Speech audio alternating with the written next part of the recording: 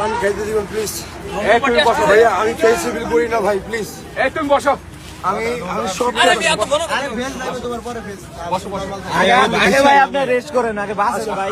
কি হয়েছিল এসডিএম এর সাথে, কেনই বা 300 ফিটের মতো একটা জনবহুল জায়গায় তাকে এইভাবে মানহানি করা হলো? চলুন প্রথমে আমরা পুরো ভিডিওটা দেখে আসি, তারপর আপনাদের সাথে বিস্তারিত কথা বলি। পানি খাইতে দিবেন প্লিজ। তুমি বসো ভাইয়া, আমি ফেসিবিল করি না ভাই, প্লিজ। তুমি বসো, আমি সব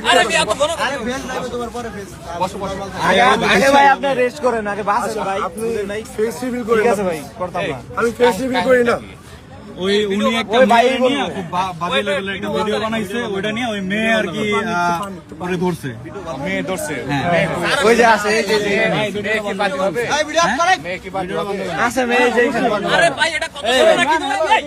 এই ভাই ভিডিওটা এদিকে আসেন, এদিকে আসেন। ওই পুলিশ আঙ্কেল জিজ্ঞাসা করতেছে আপনি কি মামলা করলে বাদী হবেন নাকি? আমরা রেকর্ডিং করছি। আমি অলরেডি বনানী থানায় ওনার নামে জিডি করছি। জিডি করছেন, এখন যেহেতু এটা হলো কিল ক্ষেত্র, আমরা যদি বাদী হন, হ্যাঁ তাহলে করেন যে বাদী হলে পরে আমাদের থানায় যাবেন, যাই আমরা লিখিত একটা অভিযোগ দিবেন, দেওয়ার পরে তারপরে আমার সিনিয়র স্যারও আসতেছে, যেটা ব্যবস্থা ওইটা হবে, ঠিক আছে?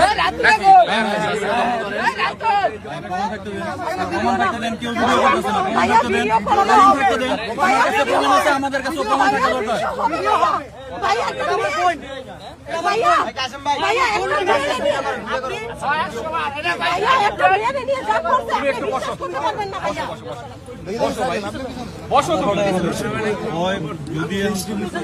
আমি কি বলছি কথা শুনছো?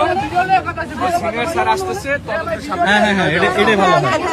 একটা জিডি আছে অন্য থানায়, মনোনী থানায় গিয়ে তো আপনি কি করছে? হ্যাঁ এখানে একটা জিডি ব্যবস্থা। আপনি যদি কি খিলক্ষেত থানা না? তাহলে খিলক্ষেত থানায় আপনি একটা জিডি করেন, যেহেতু উনি খিলক্ষেত থানা আন্ডারে। আমি ওনার নামে মামলা করে দিব, ওনার নামে আমি সাইবারে অলরেডি নোটিশ পাঠিয়ে দিয়েছে। না স্যার বলছে যদি আপনি মামলা বাদী হয়ে মামলা করেন তাহলে স্যার দেখবে এটা। অলরেডি বনানী থানায় ওনার নামে জিডি করা আছে, সাইবারে পাঠিয়ে দিয়েছে।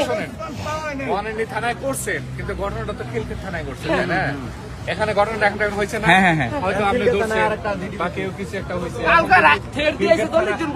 আমারে 40 জন আমারে 40 জন এরে 40 জন বলছে যে 11 নম্বর থেকে নাকি উঠায় নিয়ে আসবে।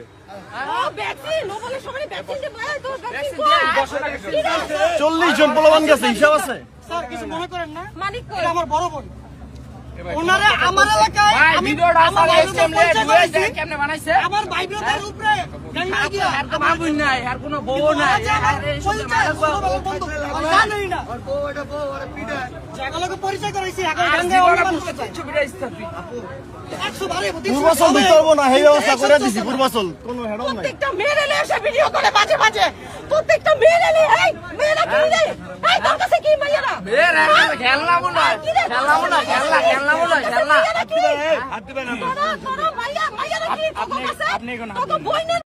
বাইক নিয়ে ঘুরে বেড়ানো যার নেশা, সব সময় তিনি সচেতন একজন মানুষের প্রমাণ দিয়েছে। যেখানে অন্যায় অবিচার দেখেছে সেখানেই তার প্রতিবাদী কণ্ঠ জেগে উঠেছে।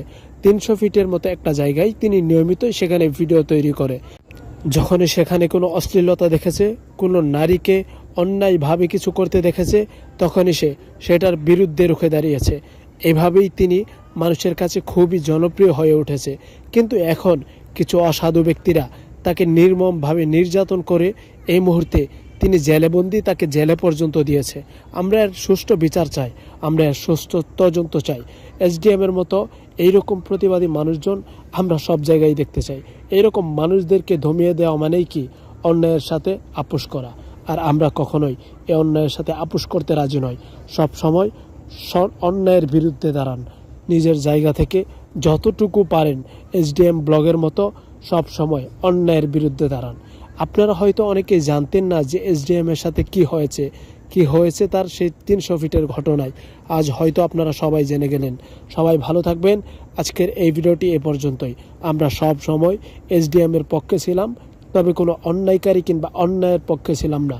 সবাই ভালো থাকবেন। আজকের এই ভিডিওটি এ পর্যন্তই।